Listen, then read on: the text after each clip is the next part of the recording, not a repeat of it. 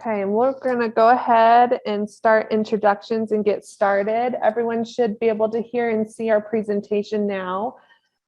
Thank you for joining us for the ProLink Plus webinar series. We've been hosting this event every few weeks or so since April, so we appreciate your attendance and thank you for joining us if you have in the past. The purpose of this webinar is to certainly share ProLink Plus, which is our technology platform and really turnkey solution to support your HAF program. Also an opportunity for us to share kind of lessons learned and education along the way as we are implementing HAF, as we're working with agencies to implement their HAF programs and get their software up and running. Sharing our lessons learned is really important, and we're happy to be able to offer that to the industry. So with no further ado, I'll go ahead and move into our presentation.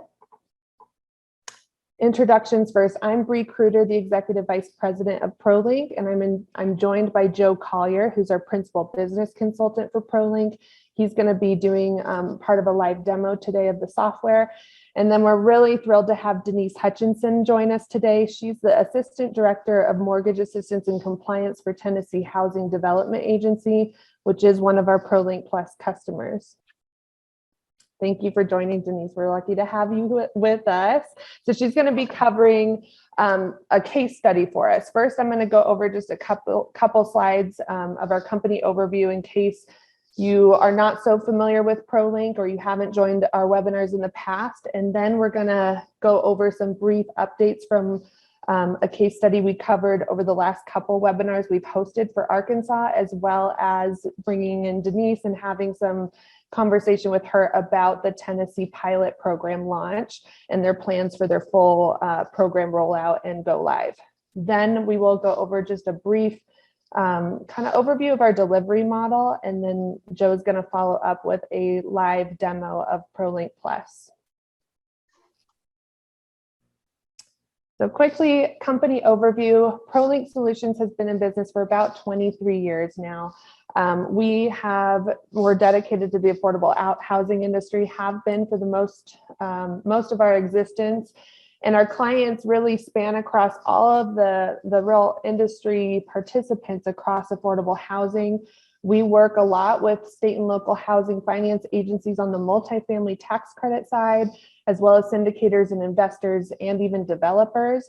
And then we also support emergency fund deployment needs, which kind of originated with the hardest hit program in the earlier 2000s. We built a system to support that program, which is the foundation of ProLink Plus today for HAF.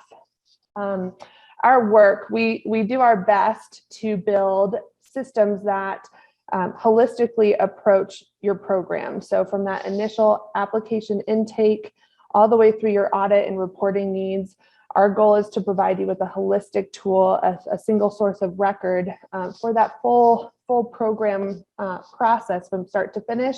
And then as much as we can, also connecting all the parties and roles involved in administering the program.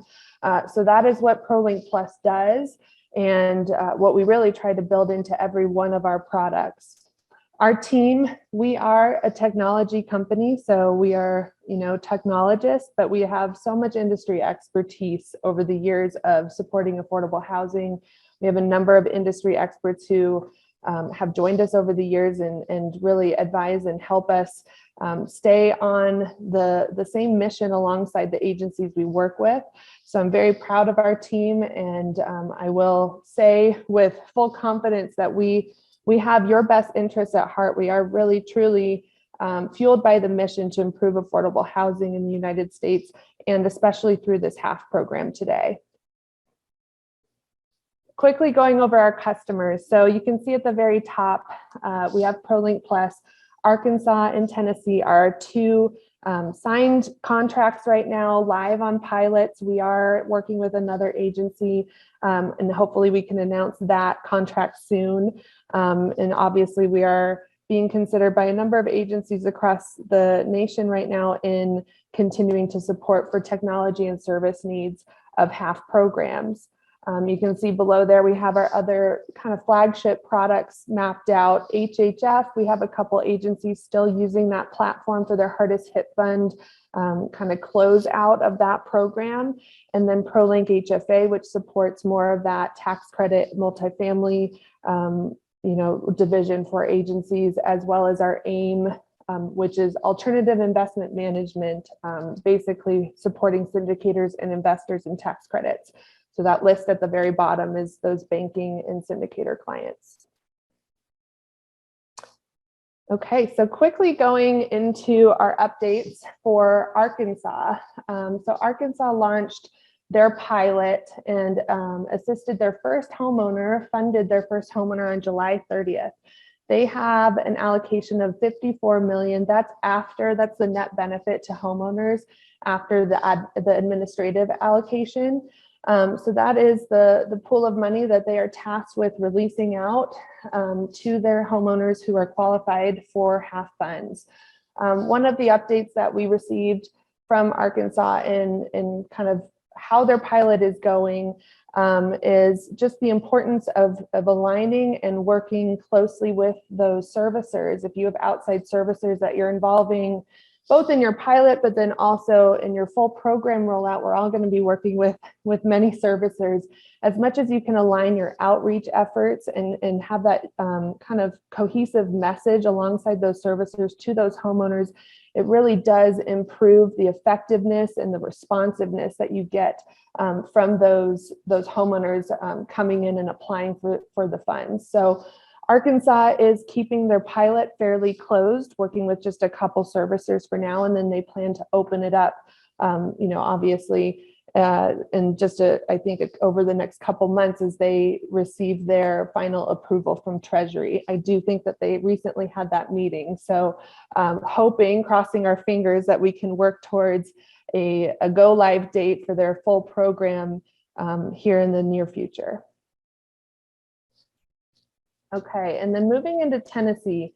So I'm going to give just a brief kind of set the table, get everybody familiar with where Tennessee has started, and then I'm going to invite Denise to give me some commentary as to how their pilot is going so far. So Tennessee has about $143 million in half funding. That is the net benefit to homeowners after that administrative allocation. Their total population is about 6.8 million. With 1.7 million homeowners, and all of the people living within those homes, children, dependents, make up about 66% of the homeownership within the bounds of Tennessee. So some of the metrics that we got from the original plan submission to Treasury from Tennessee are listed here. So some of the factors that they made a point to highlight in their plan and really demonstrate the need for this funding, the homeownership need here for half money, include the 9,500 loans that are severely delinquent or below 100% AMI. They have a mortgage delinquency rate of more than 30 days at 6.1% as of February 2021. And then their forbearance rate by zip code is as high as 11.7%. So that might be an indicator of as moratoriums expire later down the road, having some kind of high need areas also could help with targeting maybe more of the at-risk communities within Tennessee. And then the percentage of homeowners at or below 100% AMI is nearly 40%. So obviously there is quite a good need for half funding as part of the national need that we're facing today. Going into what the team looks like for the pilot program for Tennessee. So Tennessee took the approach to make their pilot, as much as possible, mirror what they expect their full program to look like, which is a great tactic, great strategy. They have volunteer mortgage loan servicing, which is basically their own servicer organization within as part of the agency. So Because of that, there is great alignment and communication that comes out of the agency running their pilot, having serviced their own loans within that pool of available homeowners to apply during the pilot phase. Technology, obviously, they're using ProLink Plus, and then as part of our solution model for Tennessee, ProLink is using some of our service teams to support the underwriting and processing and call center services through Marinat and NextRep. So those are subcontractors under ProLink Plus, working with Tennessee, even in this pilot stage, to cover those services. And those will obviously continue into their full program rollout. So looking at this slide, this is a bit of a timeline to give you an understanding of how we started out with Tennessee, what steps have been taken really from that initial contract signing all the way through today. So we kind of kicked things off around the 1st of July. Contracts were signed and we immediately began discovery and process mapping, where Tennessee worked with actually Joe Collier on the phone with us today, one of our principal business consultants, business analysts. We have project management, all of those key roles on ProLink side, and then also on Tennessee side, working through making sure that every role we expect for the program, both pilot first, but also full program, is covered, defined, and has the provisions made within the technology and the business process, all mapped up, ready to go. So that takes quite a while to do and is an evolving thing that continues to be, refined all the way through pilot and probably will continue to be refined. So that took off in July. We had software training. We got through that initial discovery and process mapping and felt comfortable continuing with our training for those roles in early August. And then we had our first pilot application intake happen in the middle of August, on August 16th. So that's when we opened up the doors for the pilot and allowed people to start applying. So I would love for Denise to give us a little bit of an overview. You can see we have phase 1 launch and we have phase 2 launch that show in yellow. So those steps are the next steps after pilot, going into that full half program rollout.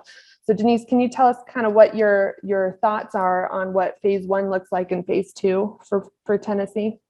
So phase 1, we expect that to be pretty much what we're doing in the pilot, except opening it up to all servicers and across the state. Phase 2 is we're going to add some additional programs, one that we have in mind in particular, pending approval, of course. So we're thinking February to add that piece, but we want to get a good launch on just what we're already doing, but just opening it up to everybody and see how that goes before we add any additional features to that. We're hoping October. Again, all that's going to depend on when we get approval from Treasury. So could get pushed a little bit. Yep. Great. And then, so once, we get those applications in the door through the pilot program, we went right into underwriting just a couple of days after those applications came in.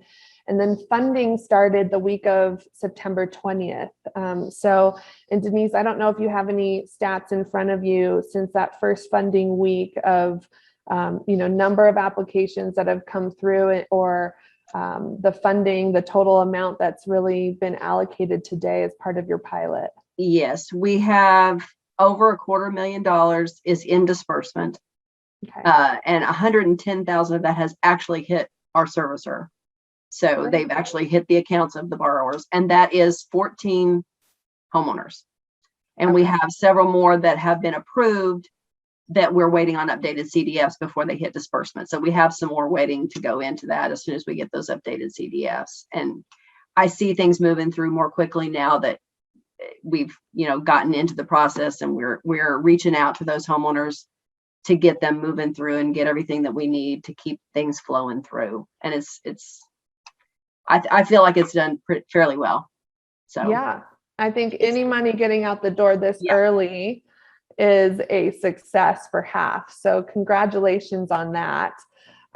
We came up with, in planning this webinar, we had a little bit of a brainstorming session with Denise and came up with some really good points to discuss today with her. So I'd love to kind of queue up some of my questions, which will be covered by the topics you have listed in front of you. Denise, one of the things that we talked about was, how did you really plan your outreach for your borrowers during pilot? What were the considerations around outreach during this early phase? So what we did was we met, of course, it's our own servicing division, so that it was a little bit easier than maybe working with outside servicers. But we met with them and they identified a group of a little over 2,000 people that were in a COVID forbearance. And so what we did was reached out to them via Constant Contact, and we sent them an email a week before our launch to let them know that there was a program coming that we felt they may be eligible for, and to keep a lookout for that email. And then we sent one the morning of the launch on August 16th that said, you can now go apply. And in that first email, we had kind of given them things they would need to have prepared. And so the day of the launch, we actually were watching it in real time tick up. We were seeing the registrations and things come in, and it was very exciting. It went very well. We got a really, really good response from that. Like I said, it was a little over 2,000. And as of right now, we have had between 550 and 600 people at least register and start the process, and then they're in various phases. But we feel like that's a pretty good response from only a little over 2,000 that we've reached out to, because we have not at this point reached out to any additional people. We have sent subsequent email to those folks who did not open the first one. And that was one of the pluses to using Constant Contact. You can see who opened it. And so we were able to only reach back out to the people who had not reviewed the first emails. Right. And so we did get a good response from that additional email as well. Yep. So yeah. So timing, I know you guys kind of built in the look out for this, it's coming soon. And then the launch was obviously a big date. And then a couple weeks later, another email, and then getting into those targeted groups. But I do agree, and it's something that's come up with Arkansas and working with outside servicers, is that that clear message where the homeowners really know who's contacting them. Mm-hmm. They associate and know that you're part of their world and there to help is a big factor. Once you go live with your full program, how do you plan to onboard other servicers? Kind of thinking a little bit into uncharted territory so far with Tennessee, having worked with your own servicing division. So actually, we are already in the process of onboarding servicers, and we have, I want to say, somewhere between 10 and 15 that we've already signed up. And so we're actively, we took our list from past programs of servicers who have worked with us, and we reached out to all of them to sign our agreement, and they are coming back. I mean, they're coming back as we speak. And then we also have had a few servicers reach out to us and ask us if they can go ahead and get signed up. So I think that's a good sign for how this will go in the future. Right. And then as far as for borrowers, we are directing anybody who's not a VMLS borrower to our website to put in their email to be alerted when the full program rolls out. And we have roughly 1,500 in there that we will do something similar to the launch, and that we will send them an email and say the portal's now open. Mm-hmm. So we expect a good response from that early on once we open that full program. Right. And you're working with those servicers in supplying them with messaging and kind of a marketing plan that they hopefully will elect to participate in. And we plan to do that. And in some of the meetings and things that we've had, some servicers have indicated they will not do an outreach program. Some have indicated they might do some sort of outreach to their borrowers. So it's probably going to be servicer to servicer to see how that will work. But we also are meeting with our communications team and creating a marketing plan. So we'll do some advertisement and things like that. And our communications team is putting together a good marketing plan that we will launch when we know when the full program rollout will be. Okay. Explain how you are involving counselors in your program and what the application assist piece is. Okay, so we have very strong relationships with our counseling network. And we feel like it's really important to maintain that, and for those counselors to work with those homeowners and help them through the process.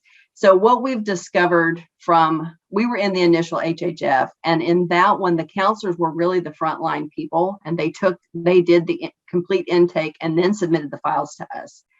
In subsequent programs, we had the homeowners come to us directly to apply online.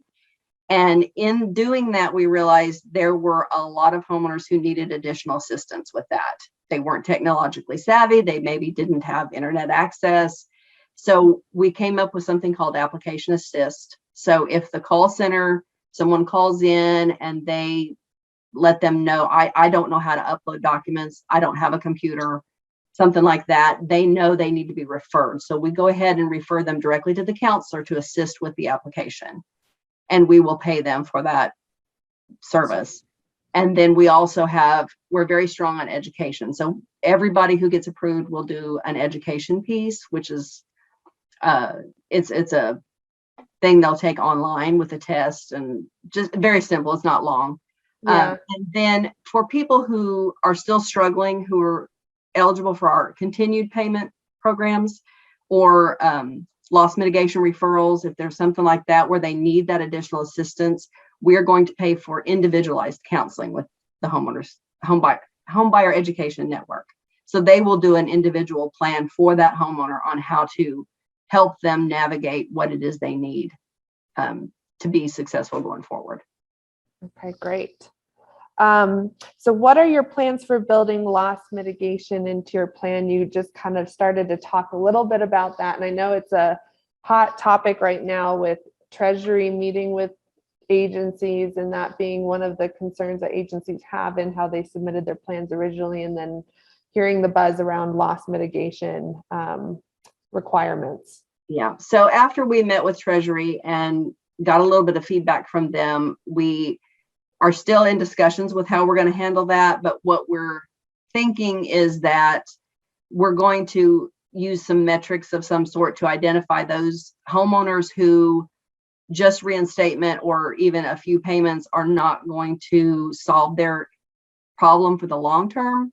And they really need to be, utilizing some loss mitigation options. So we're going to try to identify those using the metrics that we come up with, and then we will refer them to the servicer to do loss mitigation. They will probably get some form of assistance from us, maybe reinstatement.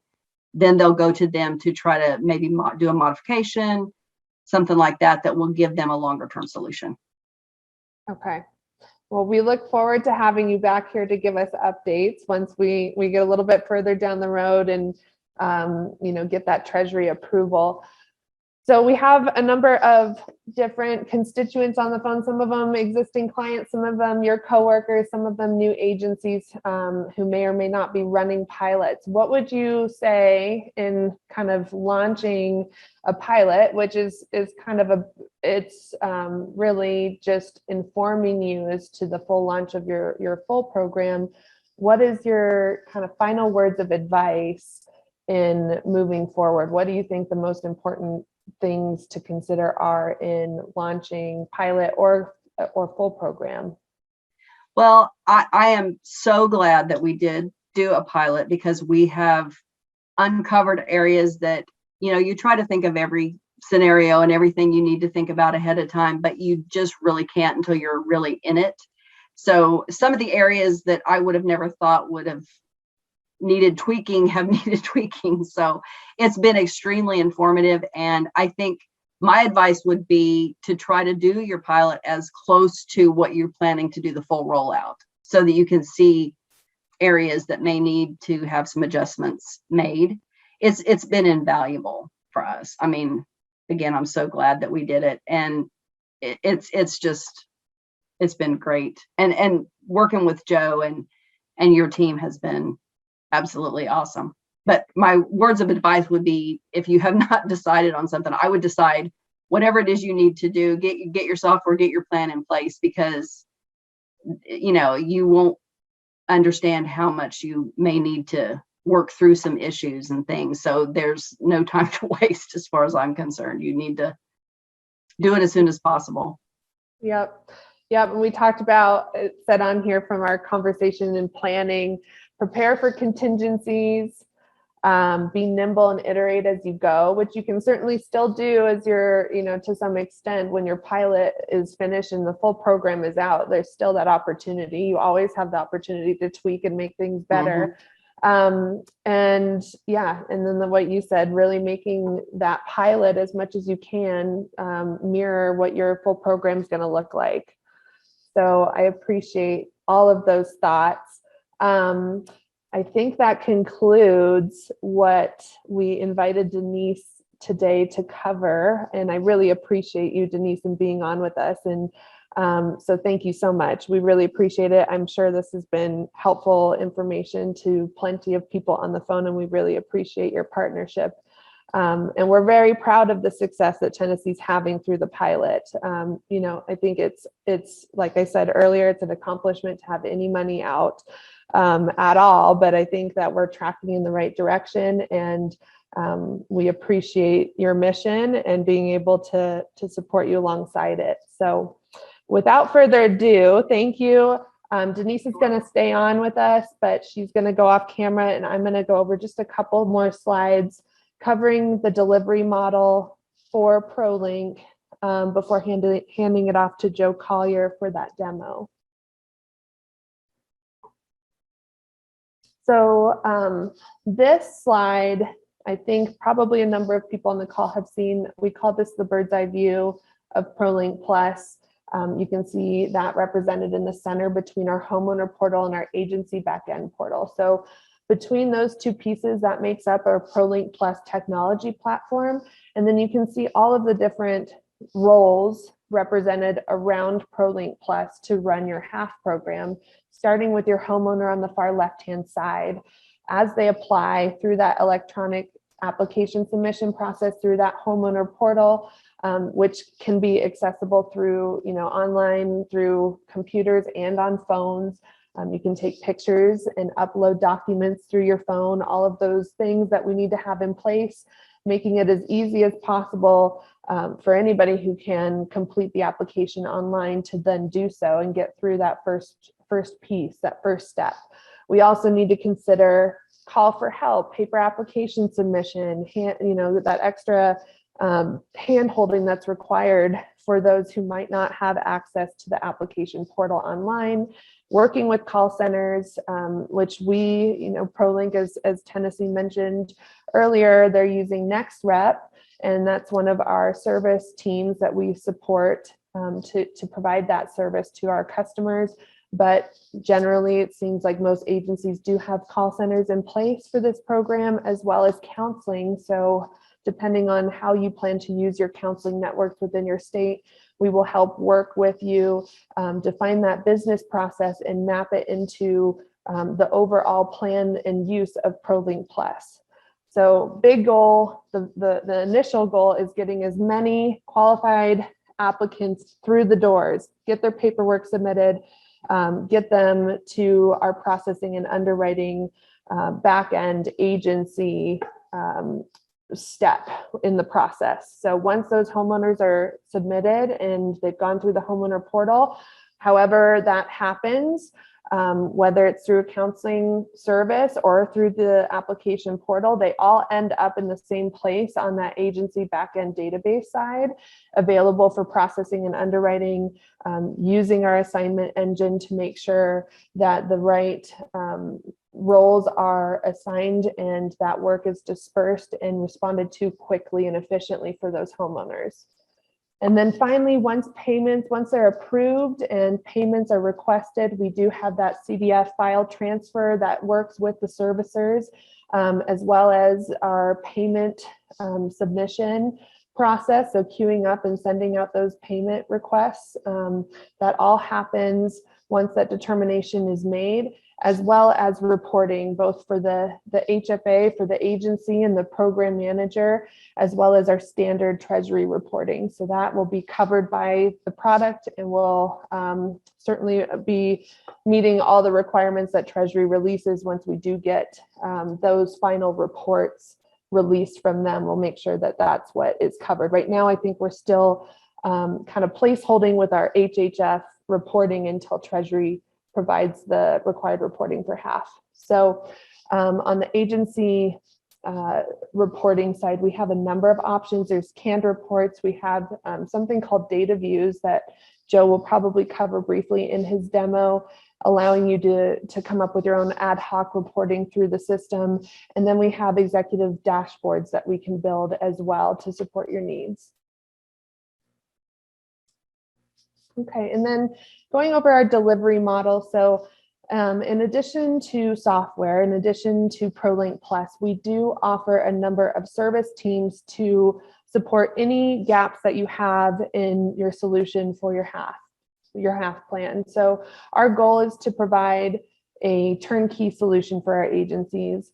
Turnkey means something different to every agency. Sometimes we're just the technology provider. Other times we do support with additional services who act as subcontractors under ProLink to provide in a lot of cases. So we are offering, as you know, with Tennessee, we are doing call center support as well as underwriting and processing services through some of those service teams.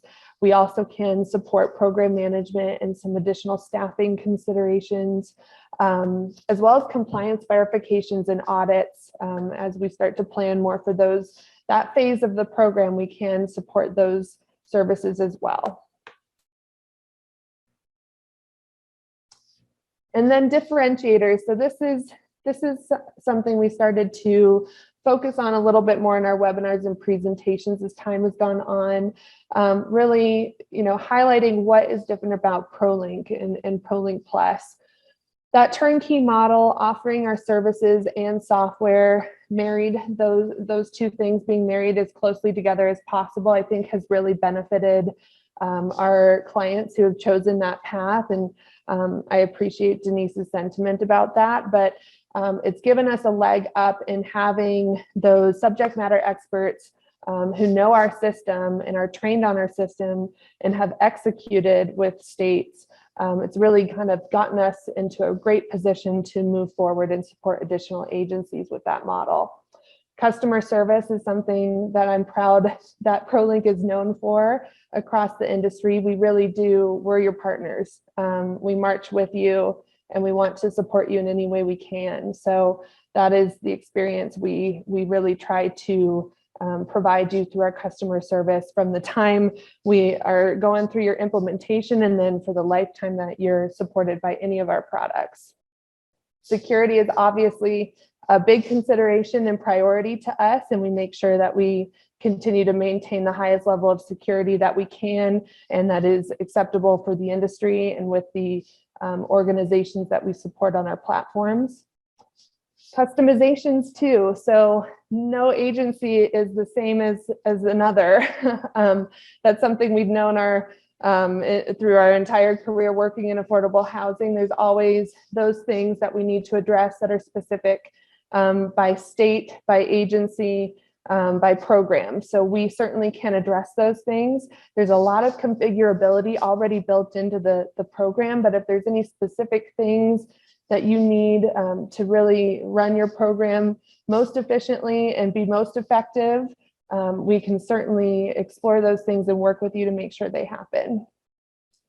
And I'd say when, wrapping up on differentiators, supporting our clients with a 6-week, pilot, getting that timeline executed, and getting money out the door to homeowners for half is, I consider that a differentiator for us. We are very proud to have aligned with some of our early adopter agencies who have decided to run pilots early. And I am so proud of their success in getting that money out the door and our ability to support them in that effort. So with that, I'm going to hand it over to Joe. And he's going to walk us through a brief demo of ProLink Plus, both the homeowner portal and the agency backend portal. So Joe, I'll have you go ahead and take the screen from here. All right, thank you, Bree. And to those of you listening, Bree pointed out that it will be a brief demo because I have a tendency to be somewhat long-winded. So Let me go ahead and share my screen here. Make sure everyone can see. Got a few extra things. All right, let's get going. So today I'm going to show you guys, again, just kind of a quick glimpse of the two faces of our program. The first is what your applicants will see. We refer to this as the homeowner portal or the applicant portal.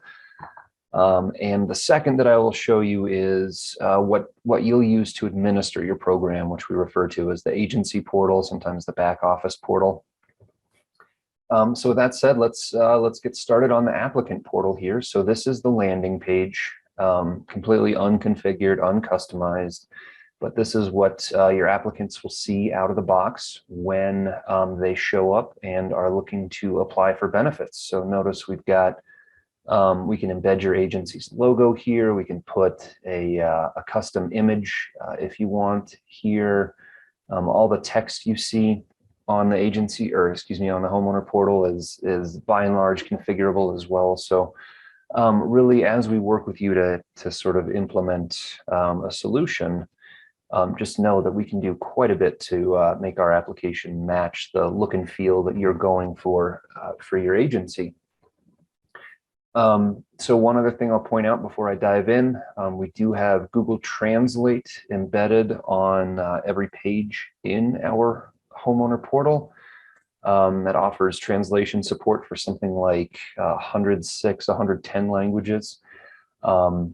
Additionally, if what Google Translate offers is not sufficient, we also give you the option of embedding custom translations for the portal here. So click on Spanish there. These are custom translations, and now notice everything is in Spanish, and I'm going to flip it back to English because it would be a nightmare if I tried to go through in Spanish. All right, so I have already taken the first steps to create an account to show you guys for the webinar. When you do create an account, all you have to do is provide an email address and a phone number and decide if you want to enroll in multi-factor authentication or not. And so I created this account just a few minutes ago. I did enroll in multi-factor authentication. And so now as I log in, I'm going to be prompted for a login code. And hopefully you guys can see this. I just got a text with my two-step code. So I'll go ahead and enter that. Hopefully I got it right. Good. And let's get going. So as I start to fill out my application, we're going to ask applicants, how'd you find out about what's going on, right? And this can help sort of drive your marketing efforts, let you know what's being successful, let you know what's not as successful. And then after that, your applicants are going to select a program to apply to. We support multiple programs through our solution, and underneath whatever programs you decide to administer, we also offer sub-programs as well. In this case, we have one blanket program, Homeowner Assistance, and then we have reinstatement only and reinstatement and ongoing payments as an option under that. That might be somewhat familiar to Denise. So I'm going to select reinstatement only and say, I just want to be caught up on my mortgage. Go ahead and continue on here. All right, and now I begin to start filling out some information about myself. So I'll put my name in, then I will select the county my residence is in, and I'll also indicate, oops, not 85 people in my residence. Also, I'll indicate how many folks are living in my primary residence.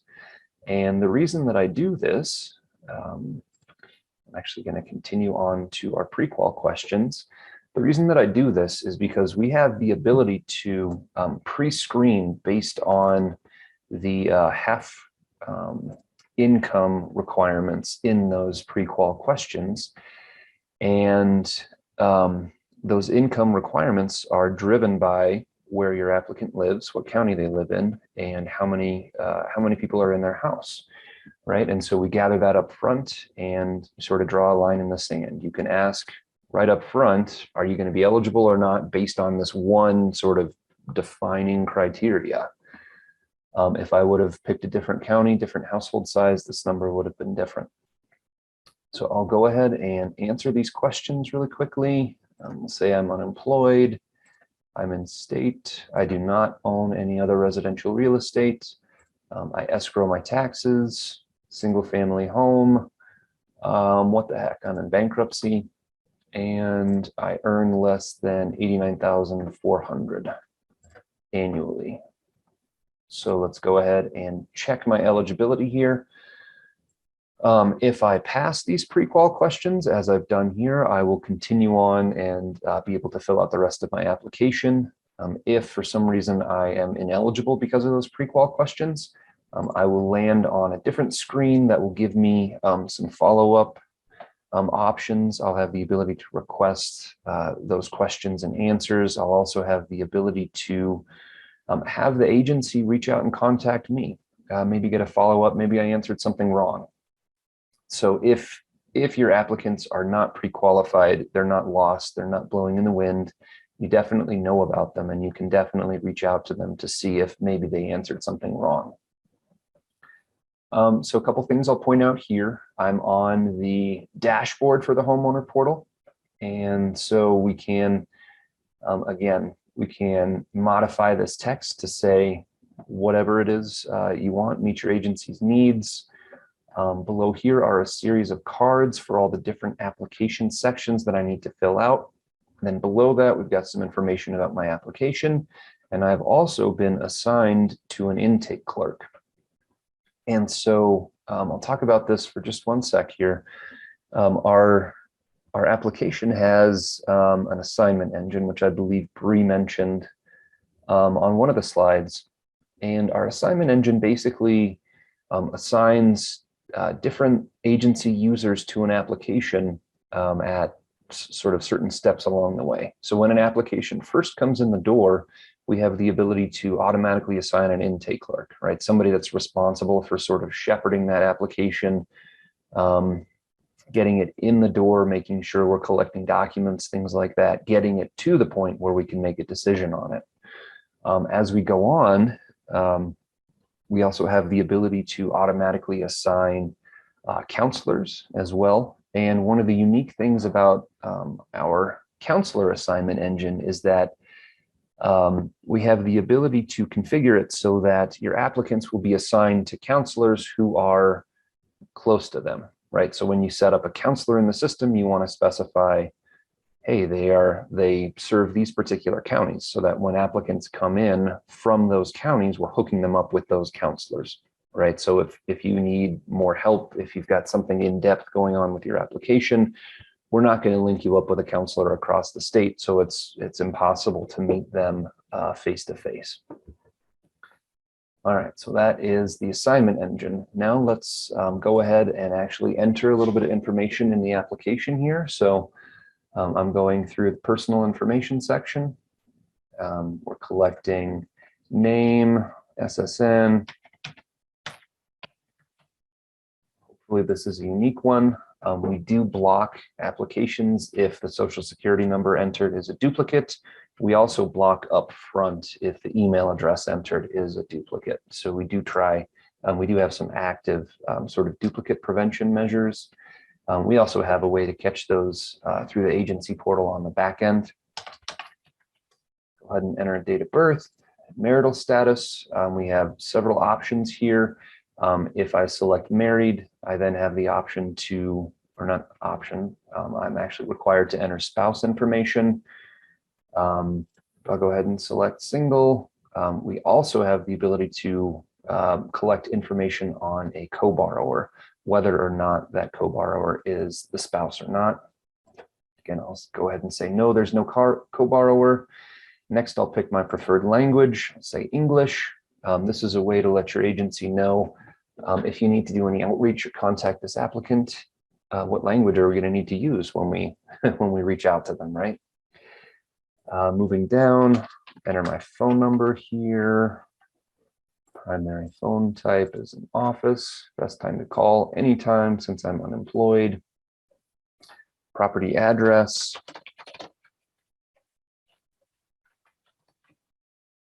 enter that. Zip code. Hopefully that's one that's in Alabama. I'm not sure. Total number of dependents living at this address. 4 plus me. Then we want to go ahead and collect the mailing address. Oftentimes it's the same as the property address, so I can just check the box. It'll bring everything down that I've already entered. All right, next, socially disadvantaged. So a big piece of the HAF program is not only identifying applicants who are socially disadvantaged, but also delivering benefits to those applicants. And so we allow applicants to self-identify whether or not they're socially disadvantaged in our homeowner portal. This text here is completely configurable. The answers that an applicant can give are also configurable. And finally, even whether or not we ask the question is configurable. So if this is information you want to collect up front, we can do that. So I'll go ahead and say, no, I am not socially disadvantaged. I'm very fortunate. Then scrolling down, we collect demographic information. So again, if there was a spouse and or a co-borrower, we would collect demographic information on them as well. And enter that. And then finally on personal information, hardship information. So this is where I get to say what's going on, why am I applying for these benefits? So my household income has been reduced due to job loss related to pandemic, and then I can actually type in a statement and sort of explain what's going on. I'll go ahead and say, I lost my job when my company shut down due to COVID. And this information that I submit will be available through the agency portal. I am going to, in the interest of time, just click through the rest of these screens briefly. So we also collect employment information on the application as well as unemployment benefits information. In the property section, we ask a few more questions about the property, and we also can collect if there are any eligible expenses that the homeowner would like covered. So in addition to mortgage expenses, if there's like a utility payment or an HOA payment that the homeowner is responsible for that they want covered, they can enter those here. Mortgage tab, this is where your applicants will enter their mortgage information for the mortgages they want covered. They will pick from a predefined list of servicers that you could configure through your agency portal. Ideally, these are servicers that you already have agreements with. Of course, if they are not available on this list, your applicants can also select other and put their servicer in, which will then direct your agency, hey, we've got somebody new we might need to be paying. Let's go ahead and try and establish a relationship with them. Financial tab, we collect income and expense information, and we can use that for, again, underwriting purposes. So we can get things like a housing ratio, debt to income ratio, really get the full picture of how the applicant's doing and what sort of benefits they may or may not be eligible for. All right, let's hop into the agency portal now. So brief view of the applicant portal. Everything from the applicant portal is visible on the agency portal. Where I am starting here is on our executive overview dashboard, however. So we're going to start with some pretty pictures, and then I'll jump into an application, then show you some reporting quickly, and then we'll wrap. So the executive overview, this is our dashboard. It's built on Amazon QuickSight, which is very similar to Tableau. So, you know, kind of dynamic chart functionality, dynamic widgets here. We give you a handful of these out of the box. We can create new ones relatively quickly, sort of ingest new data into this platform quickly if there's any custom reporting or custom visual reporting that your agency wants to do. One widget I want to show you is this funds dispersed by zip code. It's this map widget, and it's not the prettiest in our demo environment. Probably need to get some more data in here, but basically it's a map, and it'll be centered on your state, and it will show zip code by zip code where the funds are dispersed. The darker the color, the more funds that have gone out. So ideally, as you administer your program, you'll see a picture of your state here, and it'll be all sorts of nice shades of blue as you get that money out the door. All right, so that is our dashboard. Now I'm going to move into more of the operations process. So I'm going to click onto a screen called, or I'm on a screen called My Queue here. And this is basically a nice way for your agency to sort of administer workflow, right? So on My Queue, I am looking at things that are assigned to me, and I've got all these different applications that are assigned to me that I need to work on, and they're in all sorts of different stages, right? And these stages are basically a set of predefined criteria that an application has to move through from start to finish in order for us to accurately review it, underwrite it, maybe sign any official documentation, then send payments, do any sort of monitoring, and ultimately finish everything. So the applications, again, I'm assigned to are grouped here by where they are in the process. Let's pick Stuart Little here for an application to take a little deeper dive into. This one is in our qualification stage. And just as a little aside, that means basically, it's basically the same thing as processing. So we are making sure all the documentation information we've collected is complete and getting this ready to go to underwriting. So as I've clicked into the application, I land on the homeowner application tab right here, and I have some high-level information about the application, including status, and then I have a series of tabs: personal info, employment info, property info, mortgage info, and the like, that match up with the applicant portal. So I can see what information the applicant has entered, make corrections if necessary, just sort of have that ability to review at my fingertips. Moving down here, application team, this is where I can see all the different agency users that are assigned to the application, as well as the different entities that are assigned to the application. So think of users, these are the people that are working on it. These people would see this application in their queue. Entities, these are people that we're going to pay benefits for as a result of this application. So the more entities, the more, again, the more folks will be paying on Stuart Little's behalf here. I'll jump down here to our edit program qualification screen. So we kind of use this as our underwriting screen. So here, your underwriters will be able to verify income data, enter their own income data, as well as how they verified it. If you want to use income reduction as a way to underwrite benefits, you can do so. And then ultimately at the bottom of the screen, this is where we'll say, are they approved for benefits? Yes or no. And then further down, these are the possible payees, and we can actually go ahead and set up payments to make on Stuart Little's behalf through the screen. So this screen is kind of the end result of the agency process. This is where we'll make our decision, and this is where we'll sort of initially set up the payments that we want to send out. I've got about 2 minutes, so really quickly I want to talk reporting, disbursements, CDF, all those things. Hopefully I can do it in 2 minutes. So we do have a series of canned SSRS reports that come with the application. Perhaps the most important is this U.S. Department of Treasury. So as Bree mentioned in her overview, this is built on hardest hit fund program requirements. But as soon as we know exactly what those Homeowner Assistance Fund requirements are, we will configure this report to meet those requirements. Now I'm going to come into data views here. Data views are kind of a unique real-time reporting functionality that I think is also a ProLink differentiator. So each of these items in this menu is a different data set, right? So we have a CDF records data set that I can go ahead and click into.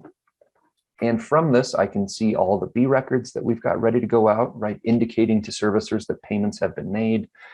I can also see other records that are ready to go out. Looks like we've got a few I records that are ready to go out. We'll send this out in the underwriting stage or potentially a little before, requesting the most up-to-date information from the servicer on that mortgage.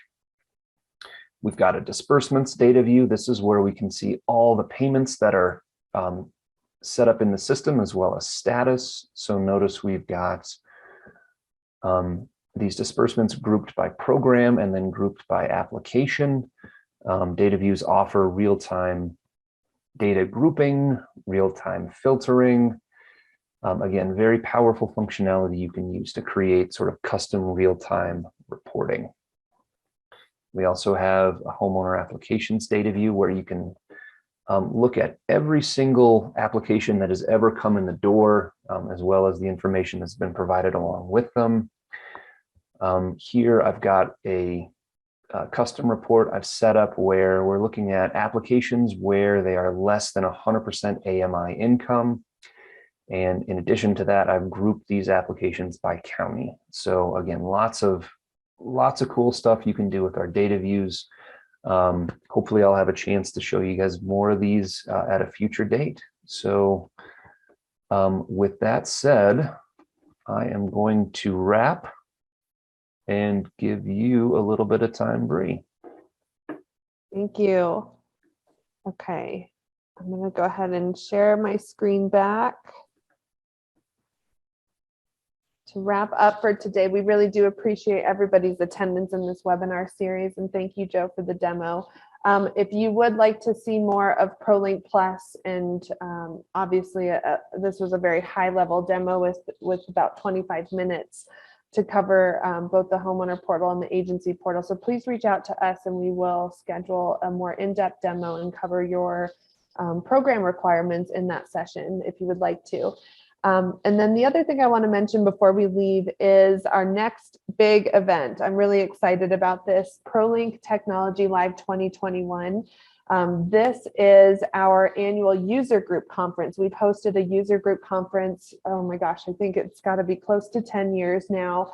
But with COVID last year and going remote and having our agency clients not be able to join us in Colorado for our on-site user group like we have in the past, we started a virtual model last year, which really opened up the doors and possibilities to inviting other agencies across the nation, both clients and potential clients one day, and people who are just interested in ProLink to join our conference. So that is what we are offering on November 9th and 10th is this event.